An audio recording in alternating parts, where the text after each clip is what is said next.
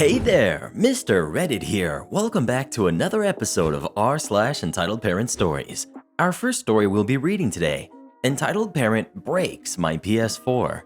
After that, How to Scare a Karen. And after that, Karen says she can control my hobbies. Now for every thumbs up this video gets, one Karen will lose her Costco membership. So please smash that like button. And if you're new, subscribe and turn on notifications for new stories from Reddit every single day.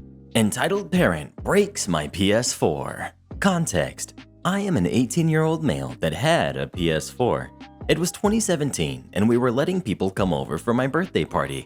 My mom invited 26 friends over and I invited 8 friends. Here is the cast. We've got Entitled Mom, Entitled Kid, me, Friends 1, 2, and 3. Me and my friends were taking turns playing the game My Hero Wants Justice 2. We were having a good time and I kept beating my friends as Fat Gum. Here comes Entitled Kid. Hey, cool game. Can I play? Me. No, sorry. I just want to hang out with my friends right now. Maybe later. But I want to play too.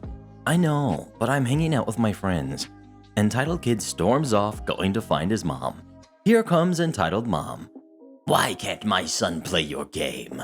Friend 1. He's hanging out with us right now. Friends 2 and 3 nod their head. Me. I said maybe later. No, if my son can't play your game, then I will take the console. Me and Friend 1. What? Entitled Mom proceeds to rip the PS4 out of the TV and break the wires. Friends 2 and 3. You broke the PlayStation. That's not breaking the console. This is. Entitled Mom throws the console on the ground. Me. What have you done? You wanted to know what breaking the console was like. I cry and go get my mom. My mom kicks the mom and her kid out and makes the Entitled Mom give up all the money for all my games and the PS4. I have a new PS4 now. It runs like the other. That is my Entitled Parent story. How to Scare a Karen. After a couple of weeks of not leaving my house and needing some groceries, I threw on an old baseball cap, hadn't fixed my hair for a while, and ventured to my closest Costco. Being early, the line to enter was short, and I was able to get in, grab the stuff I needed, and get in line to check out. However, the line to check out was not short. The store had established 2 lines approaching the checkout tills. An employee would direct you to the next till open when you reach the front of the store. The end of the lines, however, stretched back to the back of the store. I got in line and everyone was being very nice and keeping the prescribed distance apart, and we were behaving in a civil manner. But of course, there's always that one person who just has to try to display dominance over everyone else. This one person, in this case, was a Karen. There were only about 3 people in front of me before reaching the front, where an employee would direct us to a cashier. Karen came along, looked back towards the beginning of the line, sighed dramatically, and pushed her giant Costco cart in front of the woman before me, making her next in line. The lady in front of me pointed out to her that the line started in the back of the store. Karen ignored her completely. A couple of others in line also called out to her that the line was back there. Karen ignored them. Finally, the employee directing traffic came over and told her that she would have to move to the back of the line. Karen finally spoke. I spend a lot of money here. Like, we all spend a lot of money at Costco. And I'm in a hurry. What's one more in front of them anyway? They've already waited this long. They can wait a few minutes more. I watched this go down, and soon the employee was arguing with her, and I decided that it was time to let my crazy flag fly. I'm no shrinking violet, and I don't embarrass easily, so I thought, why not? I walked up next to the lady and just stared at her. I didn't say anything until she looked at me and said, Step back, you're too close. I looked at her and loudly said, Do you like my shoes? Karen, bless her heart, looked a little shocked. Before she could say anything, I struck again. I like my shoes. Do you like my shoes? I then did what my sons tell me is my creepy laugh. Karen's eyes got a little wide and I heard some laughs from some of the others in line. I then said, Can I go home with you and look at your shoes? At this, the employee once again said, Ma'am, please go to the back of the line. Crazy won the day and Karen left the line without saying a word to me and headed towards the back of the line. By now, some of the others were laughing, and some looked genuinely worried about the crazy lady in line with them. I just went back to my cart and said, "Well, sometimes you just have to fight idiots with crazy." Everyone seemed to relax, and a couple of us chatted for the few minutes it took for us to reach the front of the line. I will admit, most of the people who were in line with me who heard the altercation were looking at me funny. But hey, it's not like they could recognize me because of the ball cap and mask. Geez, I love freaking people out. Being old has its perks. Karen says she can control my hobbies. Cast. We've got entitled mom. We've got me. We've got a nice kid. We've got entitled kid, my mom, and my younger brother. This one is a long one. I love movies and have posters on the wall, movie spaceships on the ceiling, and merchandise everywhere. Sorry for the flex. I also make home movies, most of which are not exactly PG. So my mom's friend and colleague, our beloved entitled champion, comes to visit with her nice kid and her whiny entitled kid for the afternoon tea. Entitled kid goes off with younger brother and nice kid sticks with me. He asks if I had made any other home movies. I show him this 50-minute mockumentary movie, a comedy movie pretending to be a documentary, about the daily life of a crowded lodge in which I play a lot of characters. Dylan Brown, a stay-at-home dad, Reginald McFilly, a wannabe detective, Rebecca Mason, a failing movie star, and Larry Johnson, an author who plagiarizes novels. It has quite a few swears. Nice kid is laughing a lot and says it's good. Then entitled kid and younger brother come through just minding their own business and see us. Entitled kid. "What's that?" Me. "It's a home movie I made." "Can I see it?" I don't know if you should. If your mom gives you permission, you can. It has some language in it. I did not know if I should have shown him my movie. I didn't want his Karen mom to get mad at me for doing so. Entitled kid. "Come on, it can't be that bad." Nice kid. Entitled kid, he said no. "If you want to watch it, go ask entitled mom." Okay. He goes off to presumably ask his entitled mom for permission to watch. Younger brother starts watching with us. A moment later, entitled mom storms in with a smug entitled kid. "Why did you say to my son that he can't watch your movie?" Me. "I didn't say he couldn't. I just said he might need to get permission from you to see it." "Why can't he just watch it? It's just a movie." It has some language in it. I skip to a bit where I know there's some language. Entitled mom looks horrified as she hears it. "How dare you show this to me and my kid? You are disgusting. What kind of idiot with no life are you that you spend your spare time making these?" I am silent. I do not take insults well, and I have a ready tongue and can't stand entitlement. I shoot nice kid a "this will be fun" look. I stand up and get nose to nose with entitled mom. Me. "I told you that it had language. It's your little goblin's fault for not knowing the word no, and your own fault for not listening to me when I told you." Entitled mom recoils and counterattacks. "How dare you talk to your elders like that? I am telling you to delete that tape and never make any other movies again." Me. "You can't tell me what to do. You can't control my hobbies." "Yes, I can. You are a kid, and I am an adult, so you have to listen to me. Okay? Kids should be appropriate, and if Nice Kid were to make those vile tapes, he would be disowned. I can control your hobbies because I am an adult. Now delete those vile movies, and you will never make one again." Me.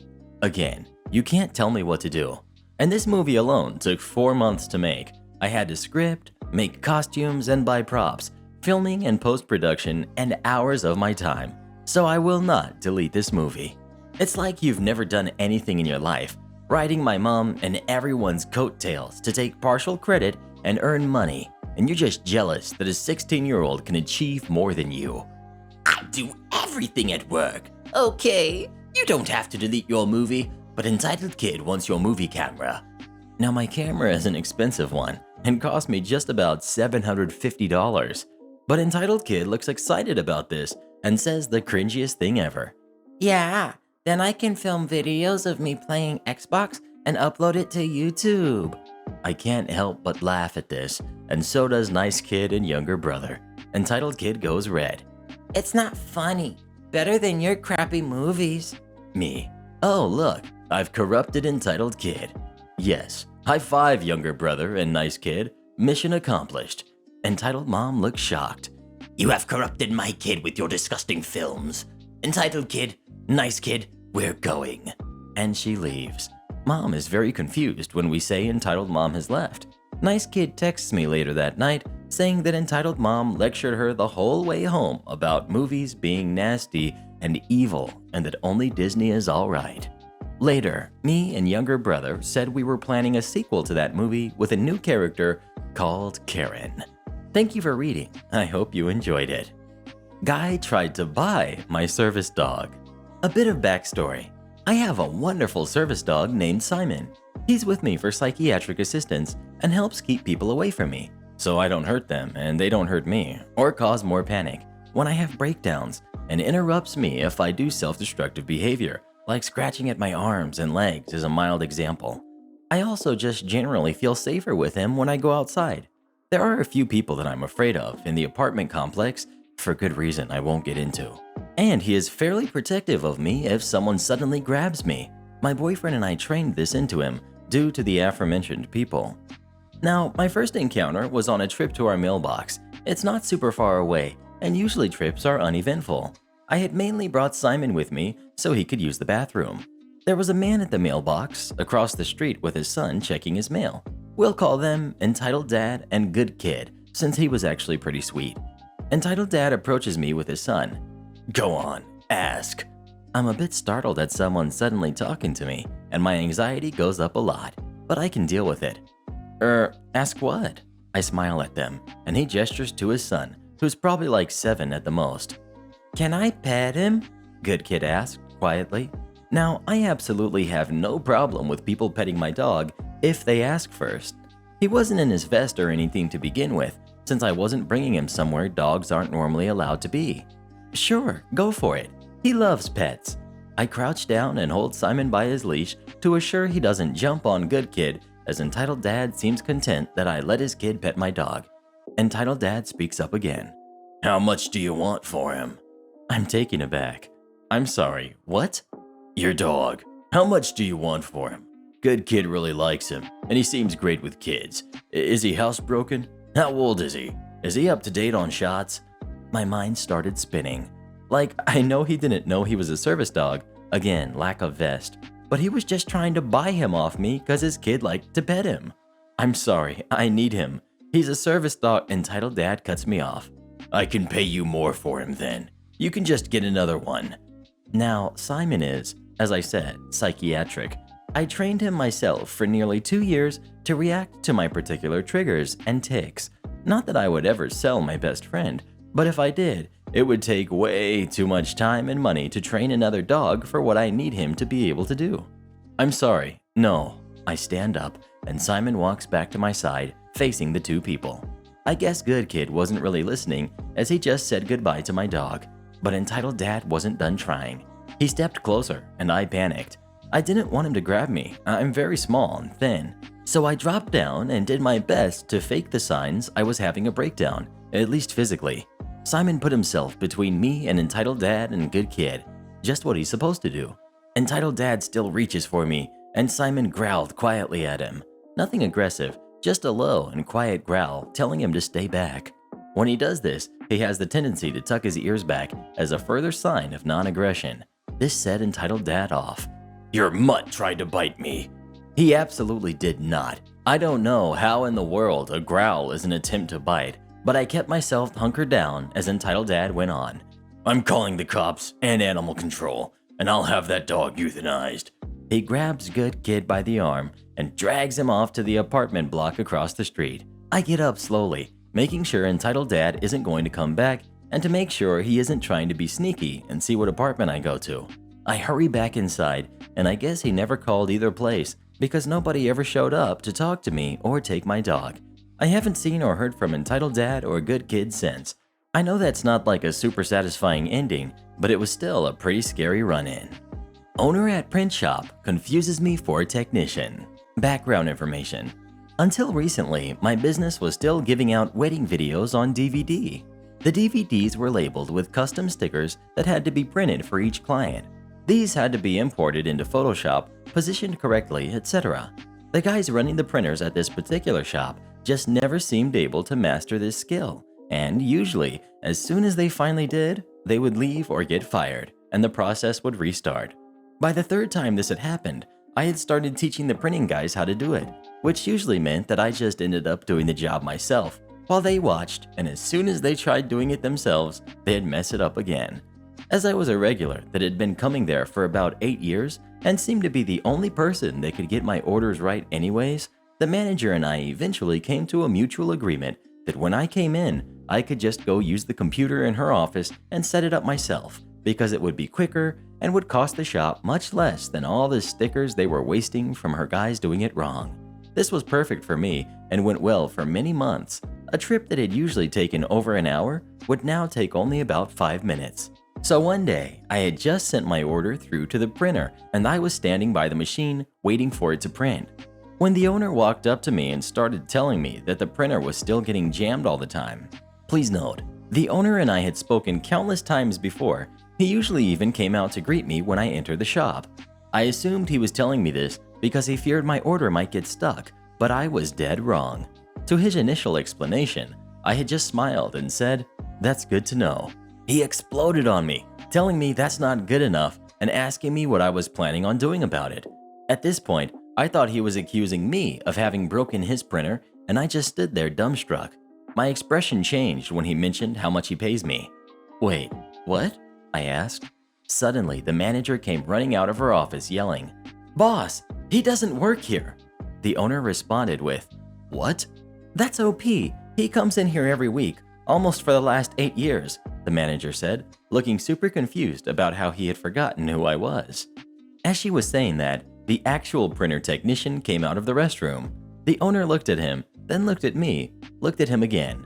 We looked absolutely nothing alike, and then suddenly grasped that I wasn't the technician. "Well, he shouldn't be back here then," the owner said sheepishly as he returned to his office. The manager apologized profusely to me, and I just laughed it off. I guess she did get in a bit of trouble for our deal though, because the next week she told me that she couldn't allow me to do my own printing anymore, and so we had to go back to the old way of her guys doing it themselves and getting it wrong on their first 5 or 6 tries. I wish to apologize to all the trees that were wasted while these guys tried to figure out how their own programs worked. No running for me. This was towards the end of my time in my unit and Pig's time in the army. I was changing duty stations, PCS, and Pig was getting out of the military, ETS. We had one buck sergeant who wasn't a great leader. He was promoted because he could kiss some butt like it was an Olympic event, and he was going for the gold. Also, this one, Sergeant P we'll call him, was promoted in the unit after everyone knew him. It creates an interesting dynamic when you're promoted and placed back in your unit. While everyone must follow your orders, everyone knows the things you did when you were a specialist. It just makes it difficult to earn the respect of your once peers and be an effective leader. And let's be honest, most people are not natural leaders, and it takes time to develop those skills. Many of the newly promoted sergeants had a difficult time adjusting. Rather than leading, they tended to throw their stripes around. And to top it off, Sergeant P wasn't even great at his job. I mean, I was one of the weakest mechanics in my unit, and he was worse than I was. With a few weeks left in service, Pig started out-processing. There's a bunch of stuff to do for this, one of which was the out-process physical. Pig did this as early as he possibly could. Any disability claims are based off that physical, so if you were to injure yourself during physical training, this would not be in the report. So, no physical training after the physical. Now, Pig was not an immaculate soldier.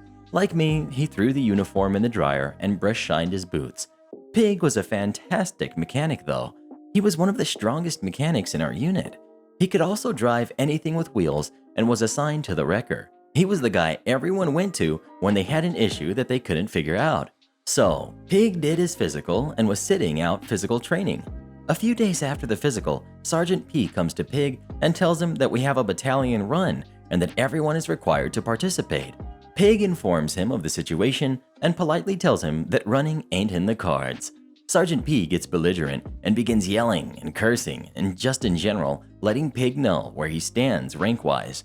Pig at first just calmly repeats himself until he gets angry. Sergeant P was off the handle at this point. Pig has finally had enough and yells, "Forget you! I ain't running." A couple days later, Pig is a private E3, disrespecting an NCO. From what we heard, some of the senior NCOs in the platoon were pushing P to just drop the issue, and they would speak to Pig to ensure it wouldn't happen again. After all, Pig had been invaluable to our unit during deployment, and he would be leaving the military shortly. And they all thought that Sergeant P was kind of in the wrong. I mean, Pig did get out of hand, but he wasn't wrong about the run. But Sergeant P was having none of it. He wanted to make sure that all of the other lower enlisted would know not to speak to him in that manner. I'm not sure you can call this maliciously complying with a demotion. I do. But Pig sure had some fun being a private again. Whenever Pig was asked to perform one of the more complicated tasks, his response was, "I'm just a private. I have no idea how to do that." The motor sergeant asked him to do something one day. Pig gave his response in the most private-like voice he could conjure and just stared at the motor sergeant. The motor sergeant was staring daggers at Sergeant P, who suddenly had some official sergeant duties to attend to in his office and scurried off like a little rat. Pig did continue running the wrecker, and he spent most of his days just sitting there waiting for a call or performing routine maintenance on his truck. Nobody really bothered him much. Aftermath. This is the funniest bit. I changed duty station shortly after this. My new motor sergeant was a good guy and a fantastic leader. He was one of those guys that could give you the crappiest task and make you feel good about doing it. I also found out later that he was an uncle that I never knew I had, but that's another story. So, about 2 months there, the motor sergeant hollers from his office. Apparently, I have a phone call from someone in my previous unit. What the heck is this? Is some jerk now trying to get me from afar? No, it was Sergeant P. He was calling to let me know that he was changing duty stations and had been assigned to this unit. Fantastic. The unit put you into a platoon based on your military occupational specialty, MOS. Because P was the same specialty, he would be assigned to this platoon. He had called the motor sergeant's phone number, so I had taken the call in his office. The motor sergeant asked me about it, so I told him. Then he asked more questions, and I told him all about the story with Pig. I was dropping dimes like a cheap slot machine. After spilling all the beans, the motor sergeant sat back and thought for a minute, then asked a single question. "Can he fix a truck though?" My response, "About as good as I can." He told me that was enough and dismissed me. A few months later, P walked into the motor pool and came over to chat with me. Apparently, the sergeant had him assigned to the QC department. He didn't know why. He did like the job. You can either be a poor leader or poor at your job, but you cannot be both at the same time. Make me stay late and yell at me? No, I will not break policy. We've got me, the store manager. We've got the staff member working. We've got entitled mom and entitled kid. I was working as a store manager for a medium dress for less retail store. We carried mostly clothing and home goods. Due to being short on managers, I was closing the store that day and had to open the next day. 8:45 p.m. announcement. The store will close in 15 minutes. Please make your way to checkout. Customers started heading up to the front. 8:55 p.m. I noticed one lady with her daughter is still shopping with a basket overflowing with items. Announcement. The store will close in 5 minutes. Please make your way to checkout. 9 p.m. She's still shopping. Announcement. The store is now closed. Please make your way to checkout. The lady started to walk towards the front to check out, I assumed. I had to wait for her to check out before I could close out the registers and figure out the money for the day. So while waiting, I went to the office to quickly send some emails. At around 9:10 p.m., I walked up to the registers and began to close the registers. I finished up quickly in about 5 minutes. I quickly put the money back in the safe area and walked out. Walking by the fitting room, I hear voices inside.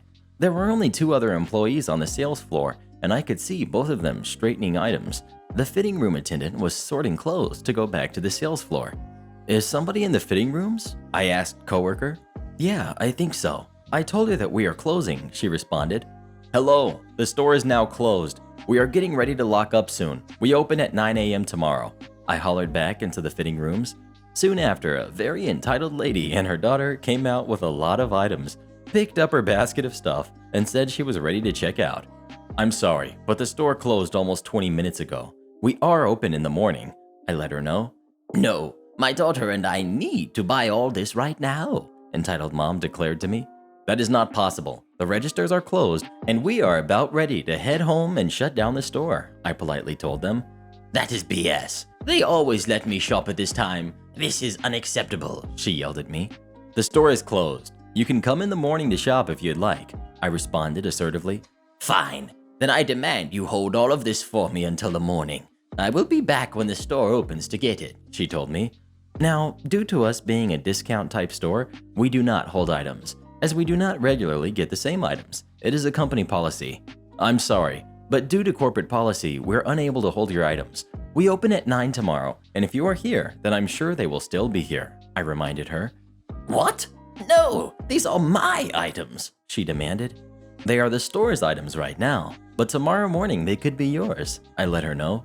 "Now, I need you to please leave. My staff and I would like to go home." "This is stupid, and you are awful. These items will be waiting for me here tomorrow, and I demand to have your store manager waiting so I can tell him how horrible and stupid you are. I will be here at 9, she told me. "The store manager will be here in the morning," I told her, smiling politely.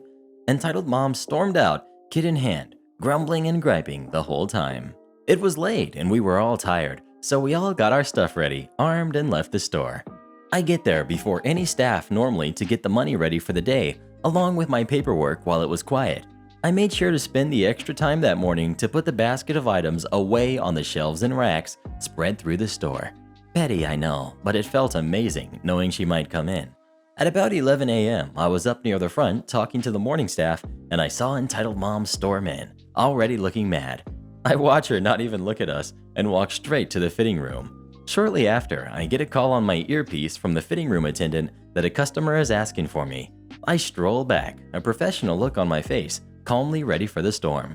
I get back there and Entitled Mom looks mad. She sees me and says, "No, I asked for the store manager, not some supervisor." "Ma'am, he is the store manager," they told her. She gasped in anger. "How dare you put my things back? I told you I was coming back for them," she said to me, her face now red. "And I let you know last night that we cannot hold items due to policy. It has to do with the nature of our store," I inform her. "So where are my items now? They better all be here still. I told you I was coming back," she demanded.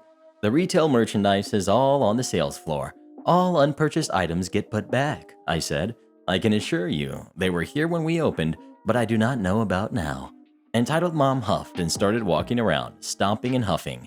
She ended up finding some of what she had from before, but made sure to make comments to the cashier about how she could not find all of her items and she would never be coming here again. If only, right? I did see her other times, but she went out of her way to never talk to me or acknowledge me, which was fine. And shoutouts to our Regenerals of the day, Deku, Jasmine, Mikono, and Sushi Roll. Become tomorrow's Regenerals by leaving as many reads as you can in the comments below, and please listen to my playlist every night when you go to sleep.